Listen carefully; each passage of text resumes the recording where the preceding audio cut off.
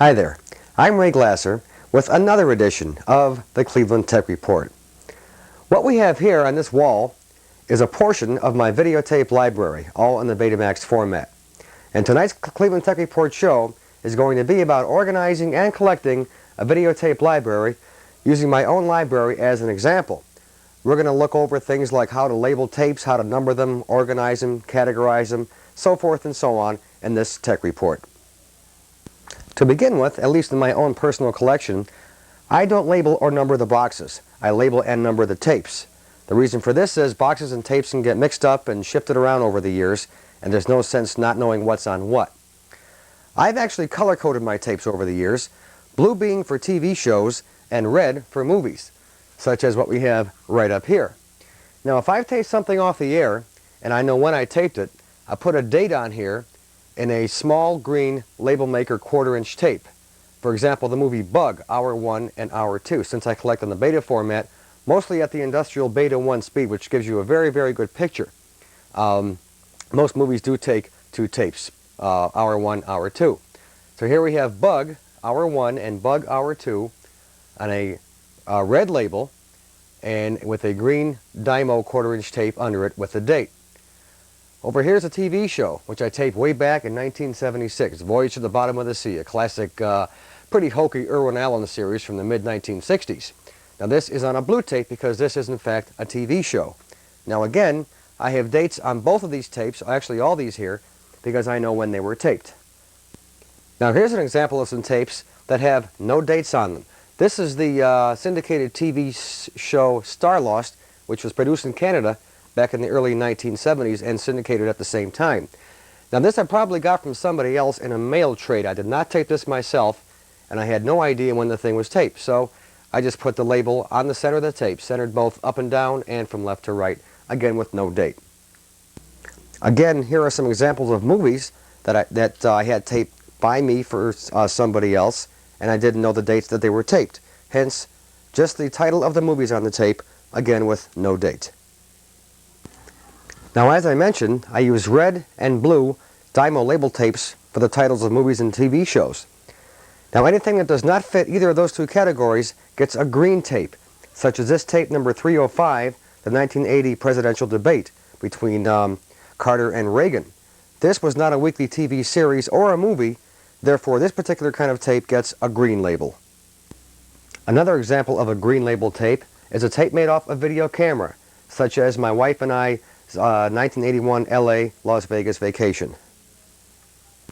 Cable TV shows made for cable shows also get a green label, such as HBO's The Time of Our Lives from 1983. Now, aside from using these small 1/4-inch Dymo labels for dates in green, I have another use for them yet. If I've got multiple episodes of a TV series, such as this English import called UFO, and I've got more than 4 or 5 tapes of the same series, I have to know what episode is on what tape, since they are all 1 episode per tape, since again I'm collecting at the beta X1 speed. Well, here's where I use a black 1/4-inch Dymo label tape so I can see the title of the episode on each tape, as I've done here. Now, all this stuff might seem somewhat complex to you, but actually it's quite simple. You have either a movie or a TV show, so therefore you have either a red or blue label, you have a date or no date, or you have a green label for a camera tape or a special cable type of show. Now all this was fine when all we had was beta 1, the 1-hour speed. Now when beta 2 came out in 1978, this complicated things even more for me. What I had to start doing when people began collecting on beta 2 and getting rid of their old beta 1 machines is putting a small 2 in the upper left-hand corner to indicate that the tape was recorded at beta 2 and I could not play it back on a beta 1 machine. Consequently, when beta hi-fi came out, I had to find a way to now label my tapes that were recorded in beta hi-fi at the beta 2 speed. So here we have a very, very tiny beta hi-fi logo underneath the 2 on this particular Sony high-grade tape. To make matters even more confusing, I also collect in beta 1 stereo, regular 2-track stereo, not beta hi-fi. Those tapes have a large S on the left side to indicate stereo. So here we have S for stereo, up here we have a 2 for beta 2, and we also have beta hi-fi right up here. The library is getting more and more complex as the years are wearing on. So, that's basically how I actually label my tapes with titles, dates, so forth and so on. Beta 1 versus Beta 2, Beta Hi-Fi versus Stereo, so forth and so on. Now what about numbering tapes? Some people actually categorize their tapes by what type of movie or TV show they're collecting. They might have M1, M2, M3 for movies and T1, T2, T3 for TV shows, maybe C1, C2 for camera tapes, so forth and so on. My own personal method is merely numbering, as we used to call in the military, 1 up. All the way up from number 1, straight up and down the line. Just like this. No surprises, nothing fancy, just a straight system of numbering, all the way from number 1 up.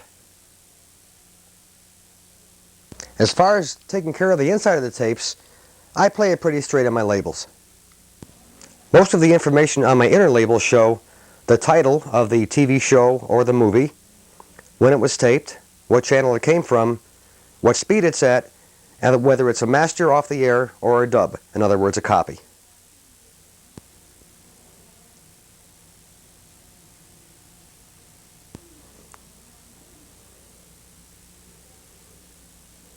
So that basically covers the labeling of the tapes inside and out.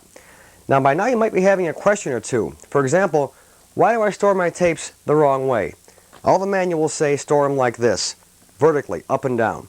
This way something about there's less tension going on the bottom hub of the tape or something like that. Well, for one thing, when I walk across my library and I want to see what's on a tape, I don't want to have to cock my head on an angle to see what the heck's on it. I like to be able to read them right across, and this is the way they've always been stored. Plus the fact, my father built for me in the last couple of years these nice storage boxes made of simply pressed wood that hold 12 Betamax tapes, 12 slots, 1 slot per tape, and they're working out really, really good. Now, one more thing about collecting a video library or organizing one. Once you have the tapes on the wall and you know what is where, how do you go about putting them down on paper? There's actually many, many different ways on how to do this. And again, it's up to you. One nice thing about home video is very, very personalized. You can tailor make everything any way that you want it. You can collect whatever you want, erase whatever you don't want. You can organize your library any way that suits you the best. And that's one nice thing about home video as a hobby. Well, what I've done, and what many people have done as well over the years, is to have what we call a video library on paper. Because back in the mid and late 1970s, before the dawn of your neighborhood video store or your pre-recorded tape market, you couldn't get anything on tape unless you traded with other people, usually by mail. And to do that, you had to offer a friend something in exchange if you wanted to get something for yourself. So myself and a lot of other people traded tapes by mail in the late 1970s and even in the early 80s to build up a collection as big and as vast as this. And I'm going to show you now different ways of organizing a video library collection. This is my current video library, which I've been updating since 1977 or so. I've actually got mine categorized by different sections, such as horror, sci-fi, and fantasy movies, action, adventure, and drama movies, comedy movies, my James Bond collection, pilot TV movies, pilot TV shows, TV specials, so forth and so on. Now, what do I have in my library? Well, basically not too much. An indication of quality, such as those B pluses and B minuses and all that stuff there, the title of the episode or the movie, whatever it might be, and then some possible notes on it if there's some kind of special information I have to give you about that particular show. Other people do it, of course, other ways, and here are some examples of that. This person here, for example, gives you the format, which of course is NTSC, or our American TV system, the medium, whether it's beta or VHS, the source, what TV channel it came from, the number of the tape in his library, and then of course the title on the far right. This person here's got his library by category, and he only has numbers, titles, and quality indications. This person here has only title and comments. That's it. This person here is kind of like me, likes both TV shows and movies, and he has a very, very complex system of telling you what's on each tape. Let's kind of go into this real quick. Let's check out something like Damnation Alley with all that 2BL7C91 after it. The 2 stands for second generation copy, meaning it's not right off the air, it's a copy of something off the air. The B means beta format. L means long play, in this case the beta 2 speed. 7 is quality, anywhere from 10 to 1, 7 being about a C quality. C means color, and 91 means 91 minutes. That's the running time of this particular feature. So as you can now see, to many people, there's a lot more to home video than just going out to the neighborhood video store and renting a couple tapes for the weekend. Collecting tapes, building a library is also part of the hobby for many, many people. And by the way, not that many people that I know of at least have over 700 tapes. I'm sure that you probably don't. But as time goes on, and as you do find things to save and things that will be never repeated on TV, you'll find that a library will definitely grow. Many people collect, or rather have their library on small 3x5 index cards or inside their home computer. They don't have to have titles on each tape. Many people put titles on boxes or numbers on boxes or maybe like a number on a tape. Again, home video is very, very individualistic. You can do anything you want with it. And that, of course, does include the way that you want to organize your own videotape library. But again, those of us that have been in home video since the 1970s, a lot of us do have collections this big because, like I said earlier, back in the early days, so to speak, there was nothing to rent at your local video store because there was not a local video store. You had to build a collection by yourself with the help of some of your friends. This is Ray Glasser with another edition of the Cleveland Tech Report. We'll be seeing you again real soon. Good night now.